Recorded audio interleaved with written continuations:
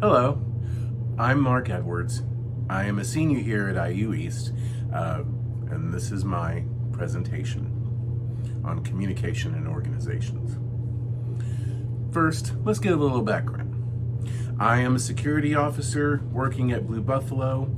I've been working there for over 6 years now, and I know a little bit about how this organization in particular uses communication, sometimes well, sometimes not so well.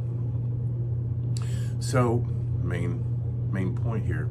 How can organizations as big as Blue Buffalo maintain good communication? God knows it's hard enough for individuals to communicate with each other, let alone a great big organization like Blue Buffalo. So how do they do it? That is hopefully one of the questions I will be answering in this presentation. Okay, so a little bit about me. I've had experiences with this, like I said, over 6 years. I've talked on the phone with leadership. I've talked to them in person. I have also researched this topic, read scholarly articles such as DeVries, R.E. Baker Piper's A, and Oostveld W, Leadership Equals Communications, the relations of leaders, communications styles with leadership styles, knowledge sharing, and leadership outcomes. It's from 2010. With all this experience and research, I think I have a good grasp of what it is and how it should look. So here's what I'll be covering. Leadership that gets results. How does the leadership get its message across? What is done after it's received, and maintaining the desired result. All right, let's get into it. All right, maintaining good communication starts with leadership.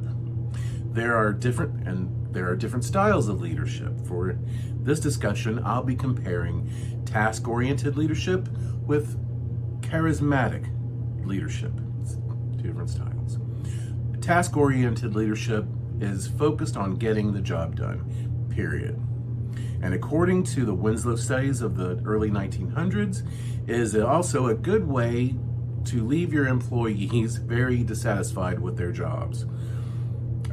This comes according to Organizational Communication, a Critical Introduction from 2019. On the other hand, charismatic leadership may have the same goals and as task-oriented, but the outcome is a little bit better.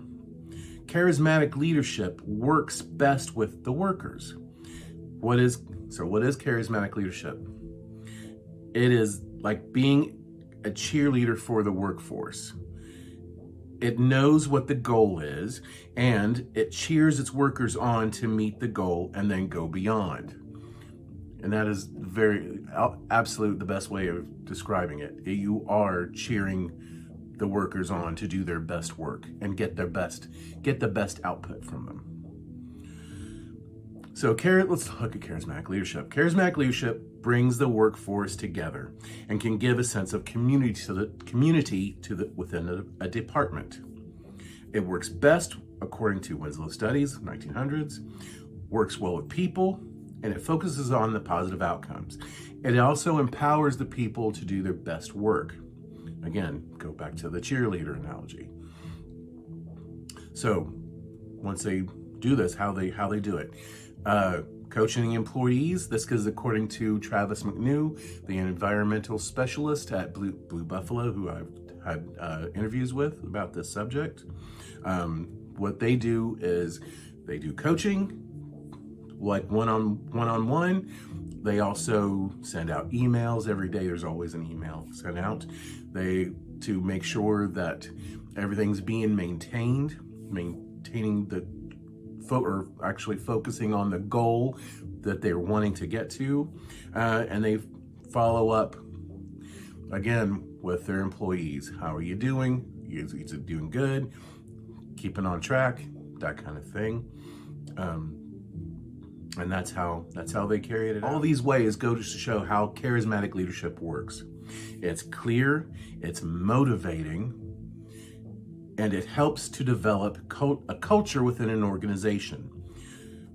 That is important. Culture within an organization. These days you hear all about culture.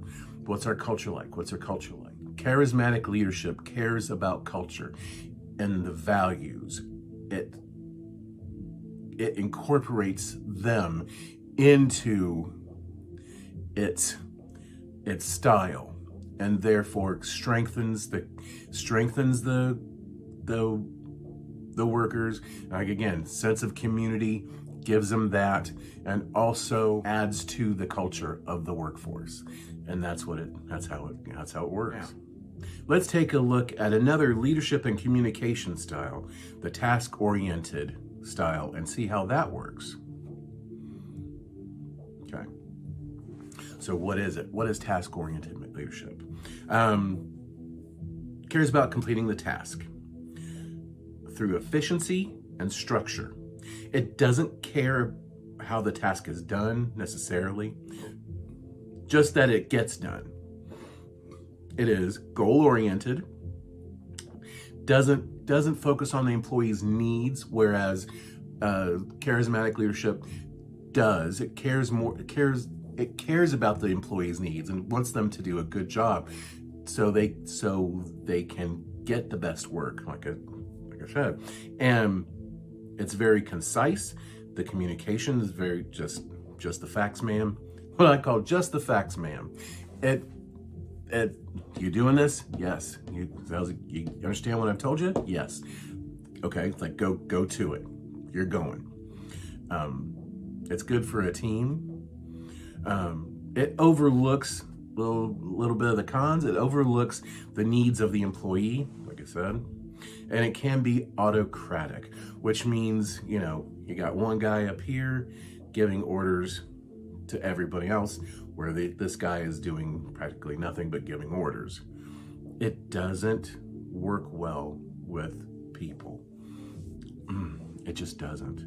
Both styles are different ways of getting the jobs done. One focuses on the outcome, the other focuses on the performance of the individual. They both have their strengths and their weaknesses.